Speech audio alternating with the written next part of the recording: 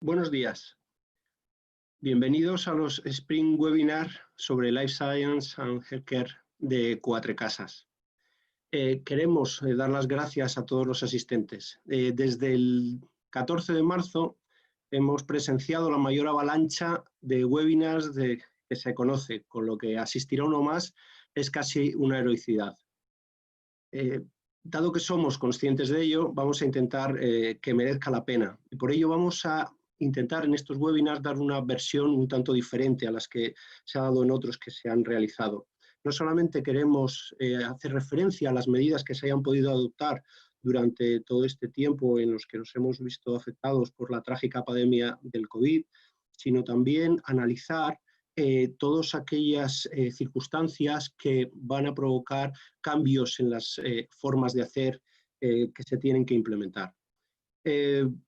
Desde este punto de vista, desde esta perspectiva, vamos a realizar 3 webinars. El primero, el que se realizará en el día de hoy, a cargo de Rocío Jiménez, Ariadna Casanueva y Jorge Monclús, en el que analizarán, se referirán a una técnica que bastante innovadora, aunque ya existía, pero que no se había llevado mucho a la práctica y ahora se está implementando con enorme fuerza. La telemedicina y la visita médica por medios no presenciales.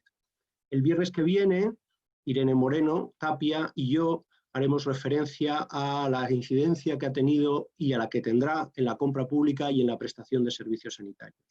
Y ya el viernes siguiente, 19 de junio, Elena Cuatrecasas y Mariano Úcar analizarán una modificación de enorme importancia, como es el nuevo régimen de inversiones extranjeras y el impacto que ha tenido y que va a tener en las operaciones que se lleven a cabo en el sector.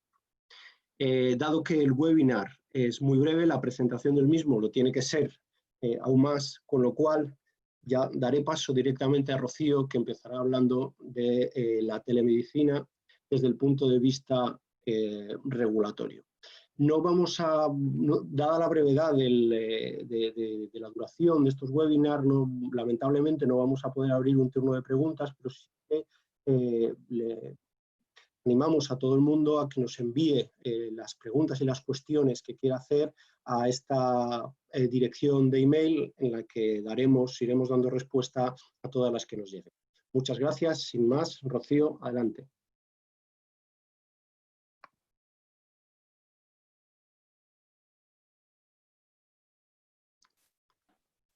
Hola, buenos días a todos y como ha anticipado Jorge, muchas gracias por dedicar media hora de vuestro tiempo a un webinar más dentro de, digamos, la pandemia informativa que también estamos sufriendo en paralelo. Yo voy a analizar en este primer bloque y dentro del formato ágil y breve que hemos diseñado algunos puntos de vista esenciales en materia de salud digital y telemedicina. Tenemos que tener en cuenta que la telemedicina es la prestación asistencial sanitaria en que el prestador del servicio y el paciente no se encuentran en el mismo lugar y, por tanto, excede únicamente de la unívoca relación entre paciente y médico o facultativo médico en el momento justo de la realización de esa prestación por videoconferencia o por teléfono, pues engloba más responsabilidad que se extiende o se podría llegar a extender a la entidad que sea considerada como prestadora del servicio. Y decimos que la telemedicina no deja de ser una manifestación concreta de un ámbito más amplio que es el de salud digital y en el que estamos ahora mismo todos envueltos y que no deja de ser un supuesto de incorporación de todas aquellas tecnologías y medios de la información de que ya disponíamos al ámbito de los productos, servicios y procesos de atención sanitaria, así como de todas aquellas organizaciones o instituciones que puedan colaborar en ello.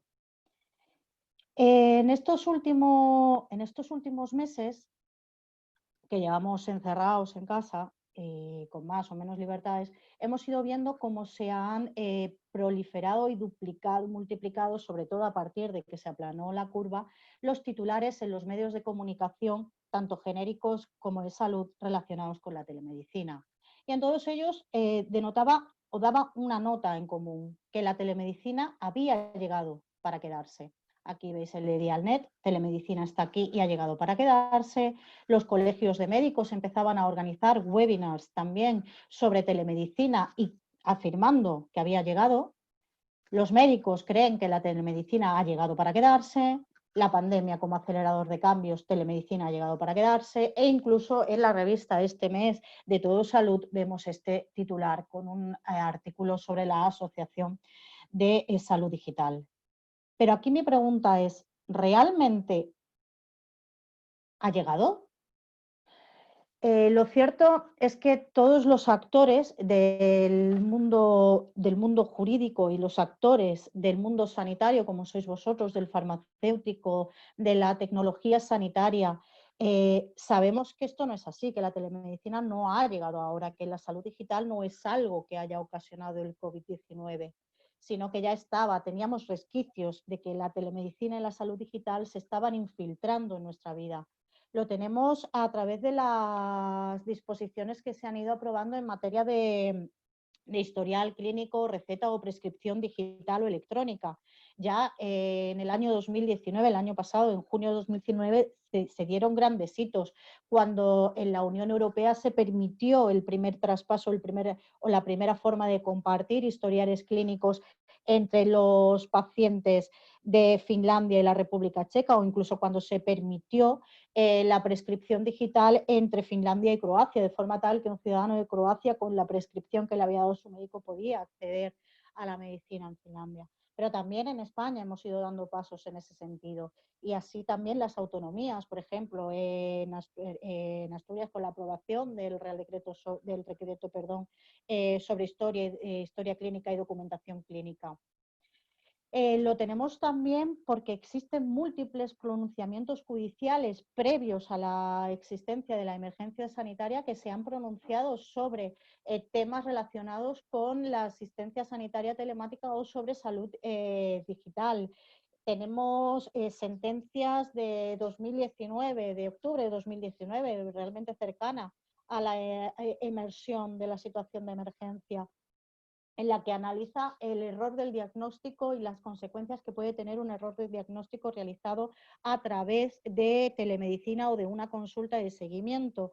Y ojo aquí porque esta sentencia nos muestra uno de los mayores escollos que tiene la telemedicina en nuestra sociedad, que es la mentalidad que tenemos, porque viene a afirmar que el hecho de que la atención fuese meramente telefónica no determina la responsabilidad, aunque merezca un reproche en abstracto.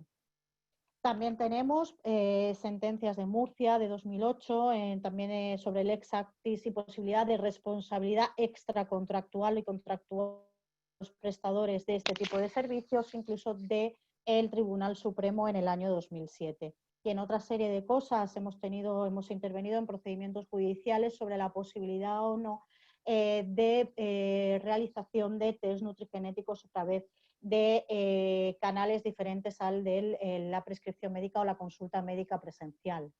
También hemos visto cómo han existido aplicaciones privadas. Todos hemos viajado en AVE, todos hemos ido a Atocha, nos inundaron aquellos anuncios a nuestro paso por aquel túnel hacia el pabellón de salidas. Pero es que también hay servicios públicos que han desarrollado la sanidad a distancia, la telemedicina. Un ejemplo es la carpeta La Meva Salut del Servei Català de Salut, y en este caso con una forma ejemplar de cómo realizar un seguimiento y un tratamiento a distancia, aunque no tenga la posibilidad de una consulta por videoconferencia. Yo, por ejemplo, que soy paciente crónica de hipotiroidismo, para mí la posibilidad de acceder a este tipo de sistemas me ha supuesto una relajación en la necesidad de mis visitas para mi tratamiento o el seguimiento de mi tratamiento. Y por supuesto, como os anticipaba, hemos tenido y hemos resuelto en este último tiempo muchas consultas sobre la posibilidad de realizar test directos a consumidor o incluso sobre la implantación en España de determinadas empresas dedicadas a la provisión de servicios de telemedicina. Entonces, si esto lo teníamos antes y todos los actores íbamos viendo que la telemedicina y la sanidad digital era el futuro, ¿qué es lo que ha supuesto el COVID-19? El COVID-19 ha supuesto que el futuro sea ahora. ¿Esto qué es? Esto significa que en el primer trimestre de 2020 se han incrementado exponencialmente las operaciones. Veis las cifras en pantalla. Solo hasta marzo, que no había sido la implosión en España, en Europa y en Estados Unidos, se habían facturado más de 3.000 millones de dólares en aplicaciones de telemedicina y en operaciones de telemedicina. La incidencia del COVID en España ha supuesto un aumento del 153% de las consultas de los usuarios, una demanda asistencial incrementada, sobre todo en lo que viene a ser consultas sobre sintomatología o seguimiento domiciliario del COVID-19, pero también en materia de pediatría, psicología, dermatología y seguimiento del embarazo, cuestiones que en el acervo de la población parece ser que son más factibles de una atención por videoconferencia, llamada o WhatsApp. Y ojo, porque aquí es una cuestión importante, el 50% de los médicos están utilizando WhatsApp para dirigirse a sus pacientes, lo que tendrá ciertas connotaciones en materia de tratamiento de datos, como luego os explicará nuestro compañero Jorge Monclús. Beneficios inmediatos, evidentemente la descongestión de la atención primaria en época de crisis y una gestión eficiente de los recursos. Problemáticas. En primer lugar, la capacidad de adhesión. Dentro de este sistema, de esta situación de crisis, se erigió muchas campañas de bondad o muchas campañas dirigidas a facilitar al ciudadano el acceso a los medios telemáticos. Se ha hecho a precios muy bajos y en ocasión a precios gratuitos. Si el español es como es, si el español cuando ha disfrutado de algo gratis, va a ser bastante difícil que podamos cambiárselo a un sistema de pago o a que tengan que pagar por una teleconsulta. Pero sin duda el mayor escollo antes, ahora y después, salvo que nos lo arregle el legislador, es la falta de una normativa expresa. Como os decía, no tenemos una normativa o una legislación específica a nivel nacional que regule el ejercicio de la telemedicina, que supone que hemos de acudir a la directiva 2011 sobre derechos de 2011/24, sobre derechos de los pacientes en el marco de la Unión Europea, a las comunicaciones que dirige el Consejo desde 2008 a los Estados miembros para que fomenten el uso de la telemedicina, pero que no pueden imponer ninguna norma, ningún reglamento, porque no tienen competencia para ello, ya que la competencia del desarrollo de la asistencia medicinal o sanitaria es de los Estados miembros. A la Ley de Sociedades de Servicio de Información, a la Ley de la Ordenación de las Profesiones Sanitarias, los desarrollos reglamentarios. En realidad no os he puesto un slide con toda la legislación que tendríamos que tener en cuenta porque es tan amplia que daría desde luego para una sesión aparte y para mucho más debate. Sin embargo, que no exista esa legislación no significa que sea una actividad libre que pueda realizarse sin ningún tipo de connotación. Tenemos que tener en cuenta que el código deontológico de la profesión a día de hoy tiene limitaciones para el ejercicio de la telemedicina y lo tiene porque considera que un seguimiento exclusivo de un paciente mediante medios telemáticos no cuadra con el código deontológico, código que debe seguirse en virtud de las normas expuestas. También hay que tener en cuenta que existen diversos proyectos de modificación para su admisibilidad. Tenemos que tener en cuenta si es necesaria la autorización administrativa previa para ejercer la telemedicina. Recordar que la medicina o el ejercicio de las prácticas sanitarias está sometida a regulación y, por tanto, habrá que ver cómo se va a ejercer esa telemedicina, si es a través de un centro que ya esté establecido, si vamos a establecer un centro nuevo, si simplemente tenemos intención de ser un prestador intermediario que una al sanitario colegiado con el paciente, porque cada una de esas diferentes estructuras de negocio va a tener un régimen jurídico diferente y unas necesidades diferentes. Igualmente, en cuanto al acceso al historial clínico, ¿cómo se va a realizar? ¿Va a ser el paciente el que deba acudir con su expediente? ¿Vamos a necesitar, como empresa o como entidad prestadora del servicio, un poder para poder acceder al historial clínico? ¿Va a haber medios de intercomunicación o interoperabilidad entre el sector sanitario y el privado? ¿Qué pasa con la responsabilidad y la lex artis? ¿Es únicamente del facultativo o yo como empresa aseguradora que facilito esa intermediación con el personal sanitario voy a tener que responder en algún momento, por ejemplo, por un error en el diagnóstico? O, por ejemplo, cuando el diagnóstico no ha sido correcto precisamente porque las imágenes o los programas de diagnóstico de la imagen de forma digital no han sido lo suficientemente claros. ¿Qué ocurre con las relaciones existentes, médico, aseguradora, prestador de servicio de tecnología o de telemedicina? ¿Cuál es la relación que les une? Tenemos que acudir a las normas laborales para ver si existe un contrato entre ellos. Se trata de una relación de autonomía. podemos publicitarlo, y aquí me vais a decir, Rocío, con el ejemplo de Atocha nos estás haciendo perder el tiempo, pero no es así, porque nos hemos visto envueltos en procedimientos judiciales en los que se nos ha dicho que se puede realizar una actividad sanitaria, pero que no se puede publicitar totalmente su contenido. Por tanto, aunque se pueda realizar publicidad, tendremos que ver cómo hacerla, qué elementos se pueden incluir o cuáles no se pueden incluir dentro de dicha publicidad. La economía del servicio. ¿Quién paga? ¿Quién no paga? ¿Se puede reintegrar? Si tengo una colaboración sanitaria privada, ¿puedo o no puedo reintegrar ese gasto? Y, por supuesto, como os comentará nuestro compañero Jorge Monclús posteriormente, una cuestión esencial y de vital importancia es el tratamiento de datos personales especialmente sensibles, el consentimiento, cómo los almacenamos, etcétera. Por tanto, que la prestación de que la telemedicina no tenga una regulación no significa que no tengamos que prestar atención a todas las aristas legales. Y con esto dejo paso a mi compañera Ariadna, que os comentará sobre la visita médica online.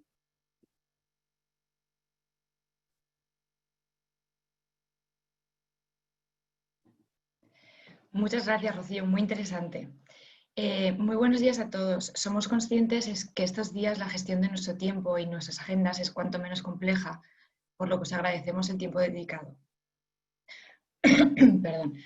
Yo voy a hablar de la visita médica. La visita médica se configura como una herramienta esencial, pues es el medio de relación para que los laboratorios puedan transmitir información o promoción sobre sus productos a los profesionales sanitarios facultados para prescribirlos e dispensarlos. El régimen jurídico básico de la visita médica se encuentra regulado en el Real Decreto 1416/1994, por el que se regula la publicidad de medicamentos de uso humano, concretamente en el artículo 12. Dicho artículo establece, establece las reglas básicas de la visita médica que procede a describir. En primer lugar, los visitadores médicos deben estar adecuadamente formados. En segundo lugar, en cada visita los visitadores deberán proporcionar o tener a disposición la ficha técnica autorizada para cada uno de los medicamentos que promocionan, así como una serie de información sobre el medicamento. Por otro lado, también se establece que si el profesional sanitario notifica durante la visita médica alguna información sobre los medicamentos promocionados o efectos adversos, estos deberán ser notificados al servicio científico del laboratorio por parte del visitador. En cuanto al contenido de la visita médica, hay que tener en cuenta que se deben cumplir con la normativa establecida en materia de promoción de medicamentos dirigida a profesionales sanitarios. Asimismo, el Código de Buenas Prácticas de Farmaindustria también regula la visita médica en su artículo 12. El régimen anterior se complementa con diversos instrumentos, generalmente circulares u órdenes, aprobados por las autoridades sanitarias de las comunidades autónomas con competencia de ejecución y ordenación en la materia.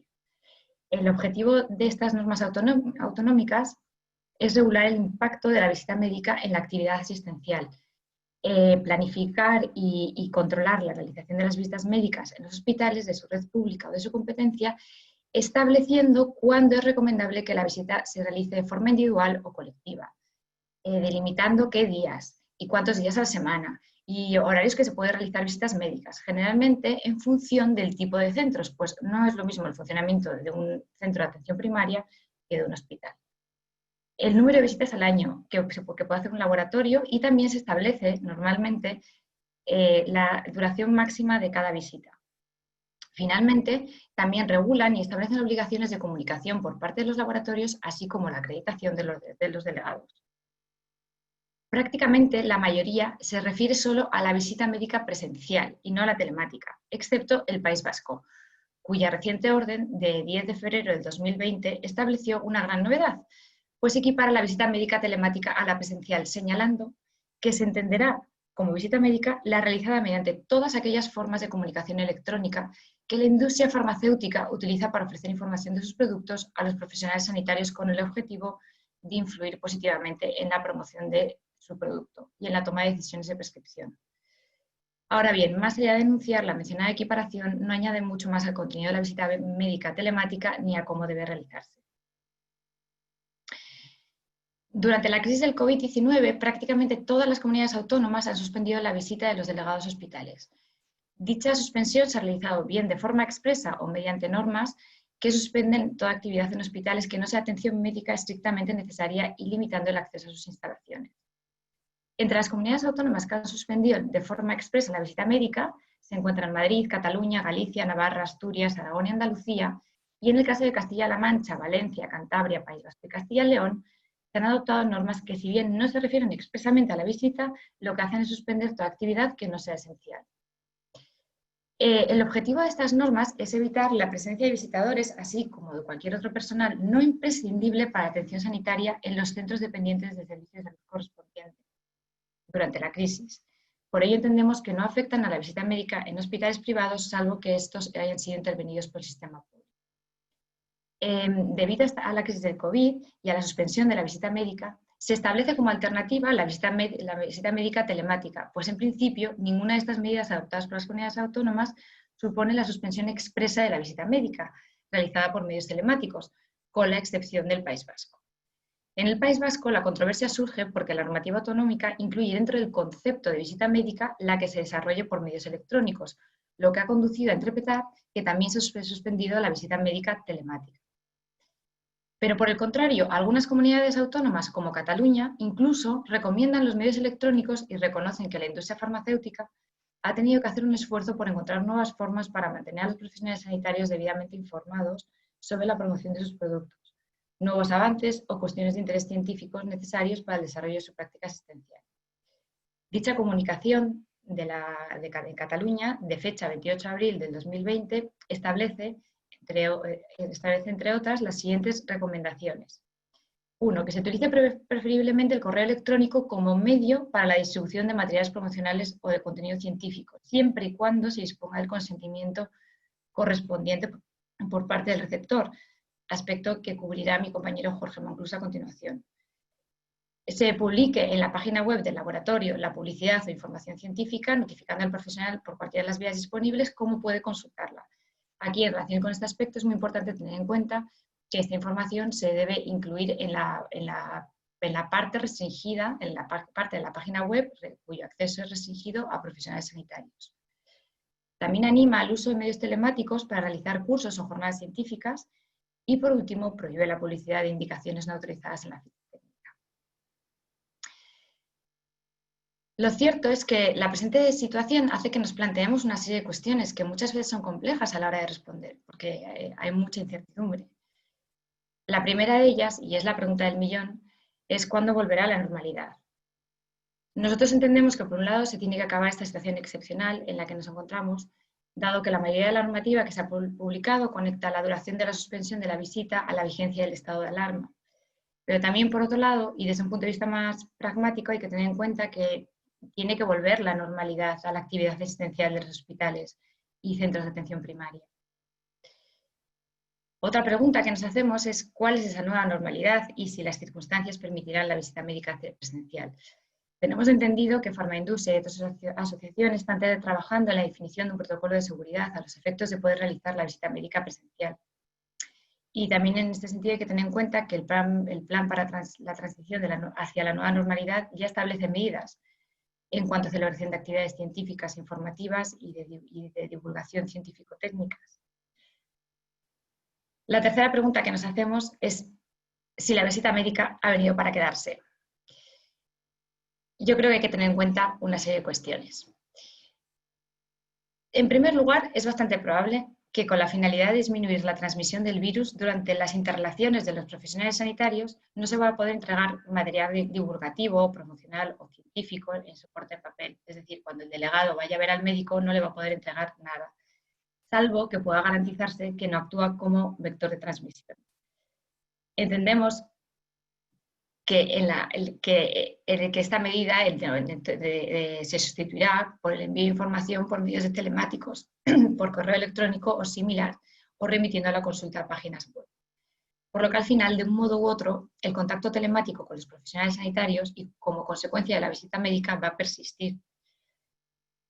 En ese sentido, también hay un punto que me parece interesante resaltar y es que habrá que revisar todos los materiales promocionales interactivos que muchas veces los delegados enseñan a los profesionales sanitarios en sus tablets o iPads a los efectos de evitar que estos últimos toquen el dispositivo. Por otro lado, otro aspecto también interesante en ese sentido, la obligación por parte de los delegados de llevar un control exhaustivo de todas las reuniones y contactos mantenidos cobrará un sentido aún mayor, a los efectos de poder alertar a los contactos ante la aparición de síntomas. Y finalmente, para contestar a esta pregunta, entendemos que desde un punto de vista práctico, en la visita médica telemática puede tener un mayor impacto cuando se dirige a profesionales sanitarios especialistas, pues están más acostumbrados al intercambio de información por medios telemáticos y en cambio más complicada a la hora de calar y de formar parte del día a día de los médicos de atención primaria. Y ya para terminar, entendemos que prohibir las comunicaciones online o telefónicas con profesionales sanitarios podría ser una medida contraria al principio de proporcionalidad, por no ser necesarias para cumplir la finalidad perseguida, que al final no es otra que evitar el contacto y la propagación del virus.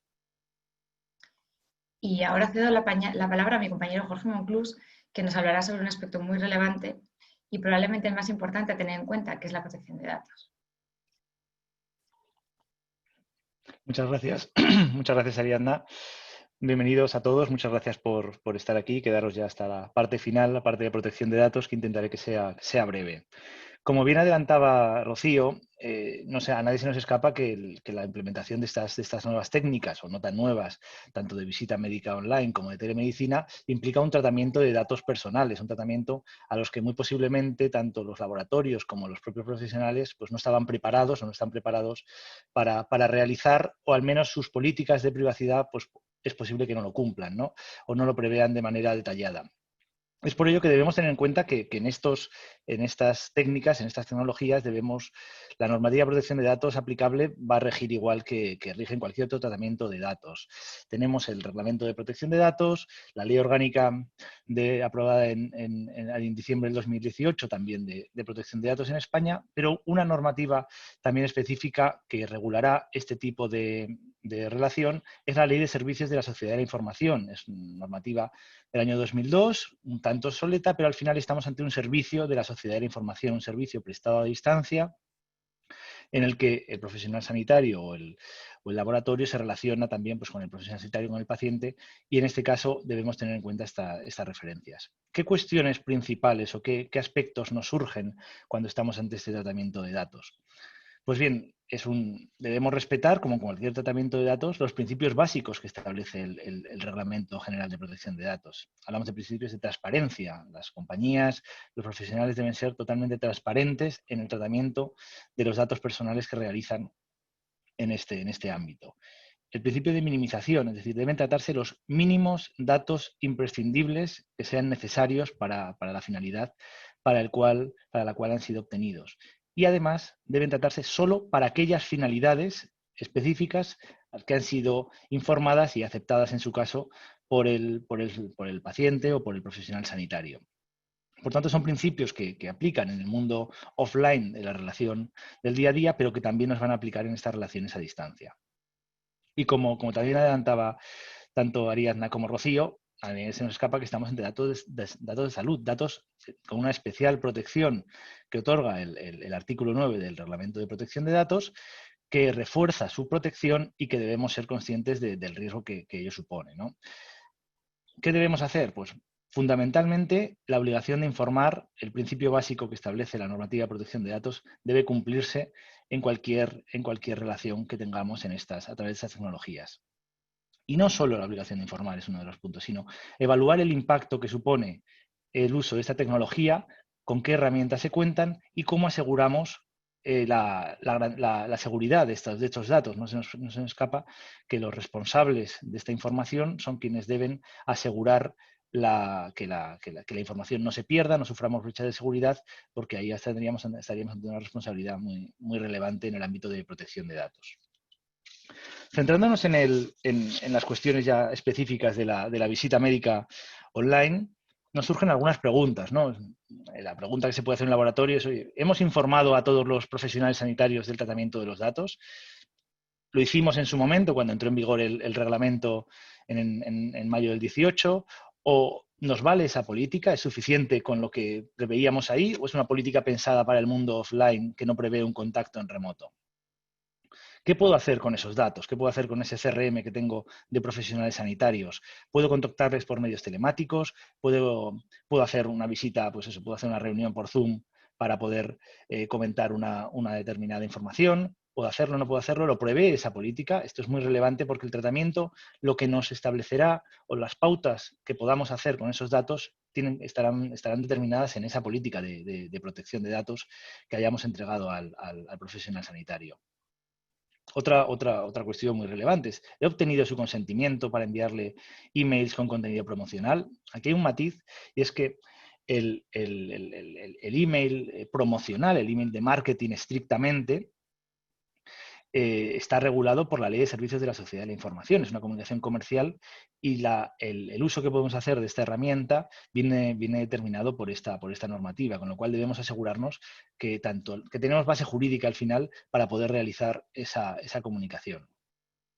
Y luego un punto también muy relevante es hasta qué punto las políticas que cuento regulan la posibilidad de utilizar sistemas como Zoom, como WhatsApp, etcétera, para comunicarnos con el profesional. Y aquí, vinculado con esto ¿son estos sistemas seguros? ¿Puedo utilizarlos como un medio seguro para poder comunicarme con ellos? Ese es un punto que también debe analizarse y establecerse qué métodos se pueden utilizar a nivel en cada laboratorio para poder relacionarnos con los profesionales sanitarios, ¿no? Al final se trata, como un poco como conclusión en el ámbito de la visita médica, se trata de contar con una política de privacidad que cubra los usos que voy a realizar, tanto los usos actuales como los usos futuros en el ámbito online. Sobre todo, obtener evidencia de que el profesional sanitario ha sido informado de esas finalidades y, en su caso, analizar si necesito el consentimiento o no en función de la base jurídica para hacer el tratamiento, ¿no? En función de la finalidad. No es lo mismo tratar los datos para enviarle comunicaciones de marketing como para finalidades vinculadas con la farmacovigilancia o como hacer incluso un perfilado para ver cuál es el perfil de médicos que tenemos y cómo nos dirigimos a ellos, ¿no? Son finalidades distintas que exigen un estudio caso por caso para analizar cuál es la base jurídica que debemos obtener para poder tratar esos datos, ¿no? Y vinculado con esto es atención a las herramientas, a la seguridad que tenemos en esas nuevas herramientas que utilizamos para la comunicación, porque no se nos puede olvidar que si tenemos una brecha de seguridad, si vinculado al uso de estas tecnologías tenemos una brecha de seguridad que suponga una pérdida o una afectación a datos personales, debemos notificarla a la Agencia de Protección de Datos en un plazo de 72 horas y de ahí se lanza el procedimiento de eventual investigación de la agencia y un riesgo real para las propias compañías, con lo cual es importante tenerlo muy en cuenta. Ya para finalizar, me gustaría también hacer un par de apuntes respecto a la consulta de telemedicina. Aquí también nos surge la pregunta de cuándo debo informar al paciente, cuándo debo facilitarle esa política de protección de datos, ya que a lo mejor en esa primera consulta, si la realizo online, pues no es tan sencillo, no tengo el sistema tan implementado. Aquí la respuesta será que debo hacerlo con carácter previo a esa recogida, a ese tratamiento de datos, con lo cual debo implementar sistemas de telemedicina que permitan esa obtención tanto de esa facilitación de la información de protección de datos como el consentimiento informado del paciente antes de proceder a esa visita. Y vinculado con esto, la política que tengo a día de hoy cubre esa consulta de telemedicina, pues muy posiblemente no lo cubrirá o no con todo el detalle. A lo mejor tengo que verificar esas políticas e implementar nuevas políticas ajustadas al tratamiento que voy a realizar. Y junto con esto, ¿qué otros documentos debo facilitarle? Pues a lo mejor, si tengo una aplicación informática o un software en el que se realice esa consulta de telemedicina, posiblemente a lo mejor esté vinculado a unas condiciones de uso, a unas condiciones específicas de qué se puede hacer, qué no se puede utilizar, vinculadas a la licencia de software que tengo. Es muy importante también verificar esas licencias de software, esos contratos tecnológicos que tengo con estas empresas para poder cerrar, de alguna forma cerrar el círculo y garantizar esa seguridad en el ámbito de protección de datos que necesitamos contar, ¿no? Y una puntualización en este ámbito, el plan de inspección de oficio que publicó la Agencia Española de Protección de Datos me parece que fue hace 2 días, hacía especial hincapié en que iban a analizar de oficio que ellas se iban a centrar en la atención sociosanitaria que se está realizando últimamente. Con lo cual, ya no solo vía denuncia podemos tener una reclamación de algún paciente o de algún actor involucrado en el tratamiento de datos, sino que la propia Agencia Española de Protección de Datos ya ha anunciado que de oficio va a analizar la atención que se realiza en el ámbito sanitario, por supuesto derivado de esta crisis, y uno de los aspectos en los que sin duda entrará serán estas consultas en remoto, con lo cual es muy importante que nos aseguramos de que al final, desde el punto de vista de protección de datos, cumplimos con todas las exigencias. Pues hasta aquí el contenido de la charla que queríamos compartir con todos vosotros y simplemente 4 puntos para finalizar, ¿no? ¿En qué podemos ayudaros? ¿Cómo podemos ser de utilidad para vosotros? Pues básicamente, tanto Rocío como Ariadna ya lo han comentado antes, pero podemos ayudaros en la comprobación del cumplimiento de las exigencias normativas, en el inicio y ejercicio pues, de la prestación sanitaria a distancia, pues dependiendo, por supuesto, del rol que desempeñe la entidad. También en la resolución de los conflictos que potencialmente puedan surgir derivados tanto con pacientes como con eventualmente con organizaciones y con laboratorios para estar alineados con esta normativa, ¿no? Es muy importante también contar con protocolos de actuación a nivel interno, tanto para los profesionales como para los visitadores médicos, sobre qué pueden hacer, cómo deben hacerlo y de alguna forma alinear el cumplimiento normativo a todos los niveles con la regulación que a nivel interno tenemos que realizar en nuestra casa, ¿no? Y por último, pues en el ámbito de protección de datos, en la redacción de las políticas, como comentaba, adaptadas a la operativa que estamos implementando. Y también una parte también vinculada con esto son los contratos tecnológicos que cobran especial importancia, ya que tenemos pues, nuevo software o modificaciones de los softwares actuales, de CRM, de comunicaciones telemáticas, etcétera, con una implicación en el ámbito tecnológico y contractual que es muy relevante. Pues hasta aquí nuestra sesión. Tenéis aquí nuestros datos de contacto si tenéis cualquier cuestión o a la dirección de correo electrónico que comentaba Jorge Robles al principio. Y sin más, queremos agradeceros vuestra atención y os esperamos en el webinar que tenemos la semana que viene, el próximo viernes, centrado en contratación pública que impartirán Jorge Robles e Irene Moreno Tapia. Muchas gracias a todos y que tengáis un buen día. Hasta luego.